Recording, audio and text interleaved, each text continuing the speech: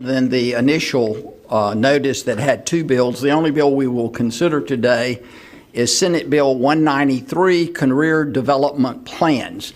If there are individuals here from the public who are interested in speaking on that bill, if you'll see the Sergeant-at-Arms at the back, he'll take your name and we will hopefully be able to get to you. I'll recognize the Sergeant-at-Arms that are working with the committee today. Terry McCraw is over here. Nina Lage is Nina here? She was earlier. I don't see her right now. Bill Riley over here and Thomas Terry at the back. We also have several pages that are assisting us today. Kaiden Ababy, Representative Laura Budd, would you stand and wave at us? Julian Goldberg for Representative Vernetta Alston, thank you. Eva Jarvis for Representative Jeff Zinger. Grayson Murphy, Speaker Tim Moore is sponsoring. Tilly Noyes, sponsored by Representative Joe John. And Keith Tillett II, sponsored by Representative Francis Jackson. As I said, we've just got the one bill, Senate Bill 193. I'm going to actually present that, so I'll let Representative Torbett take the chair, if he will.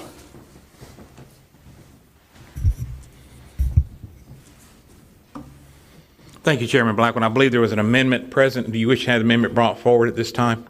Please. And it is a PCS, so without any objection, PCS is properly in front of committee. Seeing none, so moved. Yeah, the amendment is to the PCS. Absolutely. Okay. You may proceed with the amendment, sir. Okay. Mr. Chairman, if I may, I'd like to call on Ms. McCraw to explain the amendment. Absolutely. Carol McCraw, Legislative Analysis. The amendment would simply, one of the items that would be included in the Career Development Plan is a record of completed dual enrollment courses. The amendment would expand this list to reflect other advanced courses that students may take, including AP courses, the ACE program, or the Cambridge program. Members of the committee, you've heard the amendment explained. Is there any questions on the amendment? Seeing none. Amendment being properly in front of us. All those in favor of the amendment signify by saying aye. Aye. All those opposed, no. Ayes appear to have it. Ayes do have it. Amendment is adopted. Representative Blackwell on the bill as amended, sir. Thank you, Mr. Chairman. Sections 1 and 2 of the bill are, except for the amendment that we just did, are as the bill came over to us from the Senate. And basically, for the year starting 2024-25, all middle and high school students under those two sections of the bill would complete a career development plan. That would start in the 7th grade. It would be revised in the 10th. The state board would be required to adopt rules to establish minimum requirements for the career development plans, and also would designate electronic application or applications that could be utilized for students or parents to be able to access, input, modify those career development plans. There would be other things that you can see that were listed in your bill summary that would align have the potential to align the career plan with coursework that the student would be doing while they're in school. Section 3 is newly added here in the House. It provides for DPI to do a study which would involve creating an individual graduation plan. The distinction being that you can have a career plan, but you also need a path that takes you not only to that career, but to graduation. And this would ask them to study starting that graduation plan in the 8th and 9th grade and on through their high school career. One big piece of it is, apart from identifying what they need in order to graduate and also to fit with the career development plan, is that so many students get to the end of their high school career and they are not proficient in especially reading and math. And we need to start earlier to remediate those students so that they're not missing out on things in the earlier high school grades because they are behind in reading and math. So this would have DPI look at coming back to us to Ed Oversight with a possible proposal by January, I think it is, of next year to suggest how we might add that to the career development plans that this would have start next fall. Glad to answer questions, Mr. Chairman. Excellent explanation. Any questions from members of the committee? Representative Eiler. Thank you. I'm sure this has been thought of, but does the bill, if one finishes, say, all the English requirements and the other requirements ahead of the plan, like in year 11 instead of 12, is anything that in this plan idea, is anything that would prevent somebody from graduating early? No. Thank you. For a motion at the appropriate time. Thank you, Representative Eiler. Hold on one second. Representative Ball. Thank you, Mr. Chair. A question as to, this sounds like a good idea. Why would we not require charter schools to do this? I know we are encouraging them, but. Right. I think that the idea is that the charter schools were founded, as you know, as sort of labs or experimental type situations so that they weren't subject to all of the same requirements. And the thought was that if they want to do this, fine, but if they think they've got a better way, we'll leave them free to try that.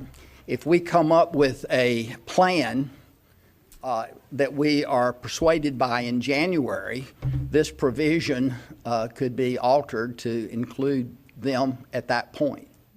Follow up? Follow up, Representative Ball. That was what I was hoping you were going to say. At least if they are indeed designed, as I know they were, and I hope they're continuing to be viewed as laboratory schools, this seems like a perfect thing for them to also be looking at and considering. So I look forward to whether or not we add charter schools to it.